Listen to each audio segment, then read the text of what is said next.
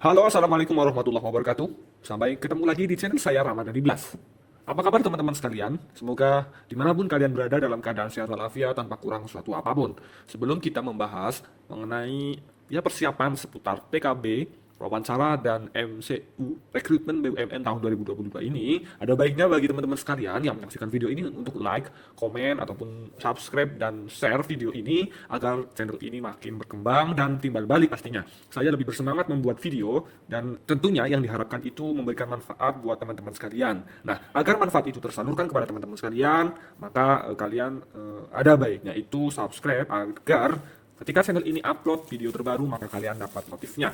Selain itu, sebagai bentuk support atau timbal balik tersebut, kalian itu mendukung saya, mendukung channel ini agar makin berkembang. Oke, teman-teman sekalian, seperti yang kita tahu bahwa pengumuman hasil TKD dan core value sudah sangat dekat, tinggal menghitung hari H-2. Karena sesuai jadwal di website itu tanggal 8 Juni, namun karena seperti yang tahun sebelumnya, pengumuman itu bertahap sesuai dengan waktu ujian kalian.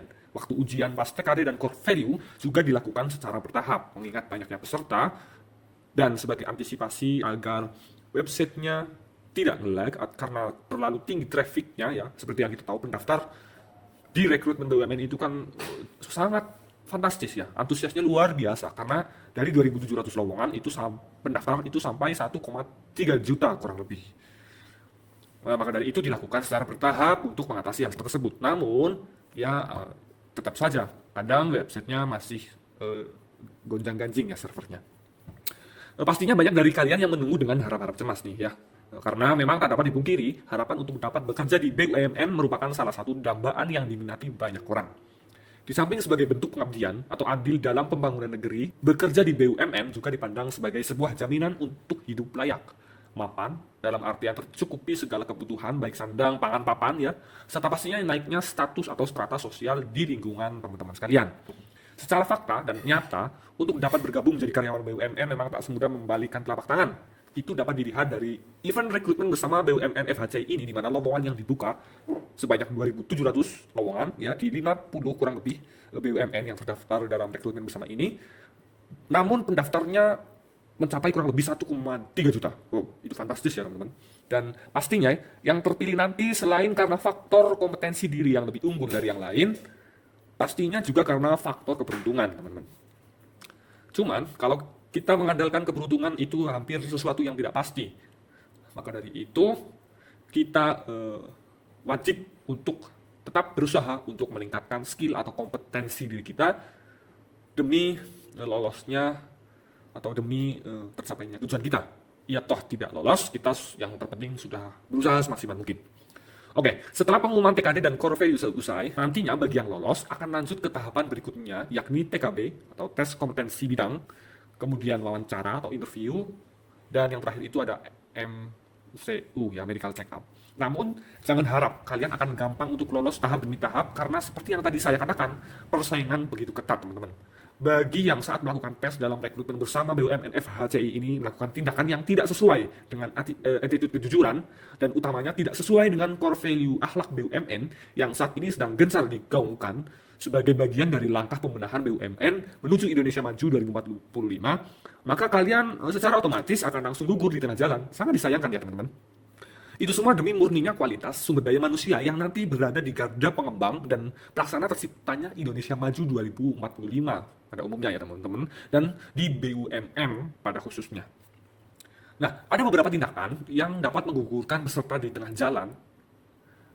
Ya dalam hal ini kecurangan-kecurangan yang dilakukan sehingga peserta tersebut didiskualifikasi, antara lain yaitu yang pertama, mencontek dengan membuka browser lain saat tes. Ya, ini digolongkan sebagai mencontek ya teman-teman. Browser apapun itu, sebaiknya ketika kalian melaksanakan tes atau ujian itu jangan terlebih dahulu, jangan dibuka, entah itu browser WhatsApp web ataupun sambil musikan mungkin, itu jangan ya teman-teman. Kemudian membagikan materi atau soal ujian kepada peserta lain. Lalu ada menggunakan jasa orang lain atau joki untuk mengerjakan tes ya, karena ya itu memang dari dulu tidak diperkenankan ya teman-teman. Tapi yang seperti yang kita tahu bahwa banyak berita yang menceritakan mengenai kasus-kasus joki tes yang tertangkap atau ketahuan ya teman-teman, dan itu Sangat disayangkan, karena artinya itu mengandalkan kemampuan orang lain. Kita hanya mengandalkan uang yang kita punya untuk membayar orang tersebut untuk melaksanakan tes. Bahkan dulu-dulu itu kan banyak oknum-oknum yang kurang ajar memanfaatkan kesempatan dalam kesempitan ya teman-teman. Lalu ada memanipulasi tes. Kemudian menggunakan alat bantu dalam mengerjakan tes, serta kecurangan-kecurangan lain yang dianggap salah oleh panitia yang dapat menimbulkan peserta tersebut didiskualifikasi. Sangat disayangkan memang ya teman-teman, mengingat dalam event ini itu perlu persiapan yang cukup panjang ya teman-teman. Namun kalian atau peserta yang melakukan kecerobohan itu justru gagal di tengah jalan, artinya kalah sebelum benar-benar bertanding ya. Ibaratnya kita itu masih pemanasan, tapi sudah roboh terlebih dahulu karena kecerobohan. Nah, adapun untuk persiapan tahap selanjutnya, yakni tes TKB, wawancara, dan MCU, yang pastinya yang bagi yang TKD dan core value-nya lolos, itu ada beberapa persiapan atau tips untuk menghadapinya, ya, teman-teman. Yang pertama, yakni siapkan mental.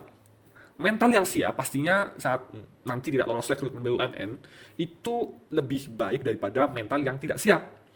Karena kalau mental kita tidak siap, pasti akan timbul kekecewaan yang berlebihan atau berlarut-larut, yang justru akan semakin memperparah keadaan, di mana kita justru akan overthinking. Karena kebanyakan ketika gagal, apalagi bagi orang yang lama tidak mendapatkan pekerjaan, ya teman-teman, kemudian gagal lagi, maka pastinya mereka akan merasa menjadi manusia yang gagal, manusia yang menjadi beban orang tua, manusia yang tidak berguna, dan lain sebagainya. Dan itu justru memperparah keadaannya, teman-teman. Padahal tidak hanya kita seorang yang gagal di rekrutmen ini, atau tidak hanya kita seorang yang sedang gagal mengalami kegagalan dalam mencari pekerjaan, tapi ada jutaan orang di luar sana. Itulah mengapa kesiapan mental penting dan sikap bijak dalam menghadapi segala kondisi ya teman-teman. Kemudian yang kedua pastinya adalah belajar. Ini menjadi hal yang sangat penting karena senjata utama kita ya dari hasil belajar kita. Sehingga mampu atau tidaknya itu tergantung persiapan kita, tergantung dari seberapa besar usaha dan motivasi kita dalam belajar, sehingga kita bisa mengerjakan tes dengan baik dan benar dan pastinya lolos. Mungkin dari kalian kebingungan ya teman-teman, kita belajarnya apa seputar TKB, wawancara, dan MCU. Apalagi bagi kalian yang tes graduate ya teman-teman, pasti mengalami sedikit kebingungan. Nah, untuk menjawabnya, sesuai dengan namanya, TKB atau tes kemampuan bidang, itu artinya yang kalian pelajari, yang kita pelajari, ya materinya seputar bidang keilmuan yang sesuai dengan posisi pekerjaan yang kita lamar di BUMN terkait ya teman-teman. Lalu, persiapkan juga untuk sesi wawancara dengan mempelajari pertanyaan-pertanyaan umum dan sering ditanyakan di wawancara kerja ya, dan pahami cara tepat dalam menjawab pertanyaan-pertanyaan tersebut. Sudah banyak di YouTube ya yang mengulas seputar pertanyaan wawancara, di TikTok juga banyak, Instagram, kemudian ada e-book, PDF juga banyak yang membahas mengenai tips dan trik wawancara kerja, baik di perusahaan BUMN maupun perusahaan swasta ya teman-teman. Kemudian yang ketiga, berdoa dan berharap yang terbaik pada Tuhan Yang Maha Esa. Ketika ini dilakukan, maka diri kita menjadi rileks dan pasrah dengan hasil akhir dan tidak kecewa berlebihan, karena memang semua itu kehendak Tuhan. Bagi kita yang meyakini campur tangan Tuhan sebagai pengatur skenario terbaik dan pengatur segala kehidupan, kegagalan di rekrutmen BUMN ini pastinya disikapi dengan lebih bijak ya teman-teman, karena ini bagian dari skenario Tuhan. Kemudian yang keempat adalah siapkan planning. Ini penting teman-teman, karena sangat mungkin bagi kita untuk tidak diterima, mau digaris bawah ini ya, tidak diterima di rekrutmen BUMN ini. Karena jika Anda merasa diri Anda itu pintar sehingga Anda pasti lolos di rekrutmen BUMN ini, itu salah besar. Karena banyak orang pintar di luar sana. Karena yang mendaftar juga pastinya orang-orang pintar, karena mereka lulusan diploma dan sarjana, bukan hanya Anda yang memiliki kompetensi saja ya teman-teman. Di rekrutmen ini apalagi, karena seperti yang tadi disampaikan di awal bahwa 1,3 juta pendaftar ya kurang lebih, dan hanya diambil cuma 2.700. Sekali lagi, faktor keberuntungan dan dukungan alam cukup berpengaruh di sini. Walaupun demikian ya, pastinya kita tetap harus berusaha semaksimal mungkin ya. Nah, kembali ke planning. Bahwa artinya ketika kita mendaftar rekrutmen BUMN ini butuh planning yang tertata dan panjang agar teratur dan tidak kebingungan dengan hal yang akan dilakukan ketika kita diterima dan ketika kita tidak diterima.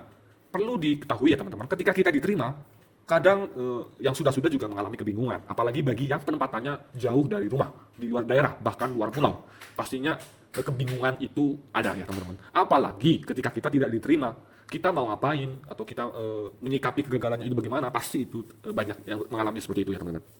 Dan Yang paling wajib ada, mungkin jika kita tidak diterima ya, seperti yang tadi saya sampaikan bahwa kita harus tahu apa langkah kita selanjutnya. Di samping agar tidak kebingungan secara berlarut-larut, juga tidak merasakan kecewa yang nantinya justru makin memperburuk diri ya teman-teman. Kemudian jaga kesehatan diri.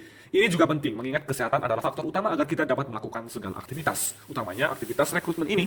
Apalagi nanti kalau kalian sudah dinyatakan diterima, dan kesehatan Anda terganggu, wah itu sangat disayangkan karena Anda bahkan bisa stop atau tidak lanjut bekerja di instansi yang kita dinyatakan lolos ya teman-teman. Kita jangan terlalu memaksakan diri dengan belajar semalam suntuk atau begadang, kemudian lupa makan dan lain-lain, sehingga fisik kita down dan artinya justru menghambat dalam proses rekrutmen ini ya teman-teman. Walaupun kita nantinya dapat nilai yang bagus dalam TKD ataupun TKB, namun kita itu karena kesehatan kita yang tidak dijaga, malah tidak lolos di MCU ya, medical check up, karena kesurupan kita yang tadi itu sangat disayangkan sekali. Makanya kesehatan itu penting ya teman-teman. Kemudian yang terakhir itu minta doa restu orang tua, keluarga, dan orang-orang terdekat lainnya. Karena sebagai makhluk sosial, secara psikologis dukungan dari orang-orang terdekat memang memberi dampak positif bagi diri kita.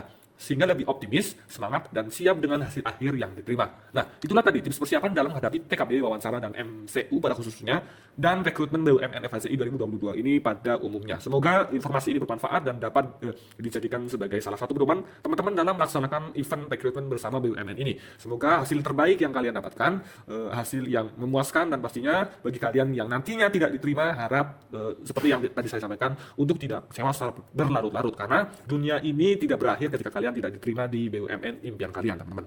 Oke, sampai ketemu di video selanjutnya dan salam.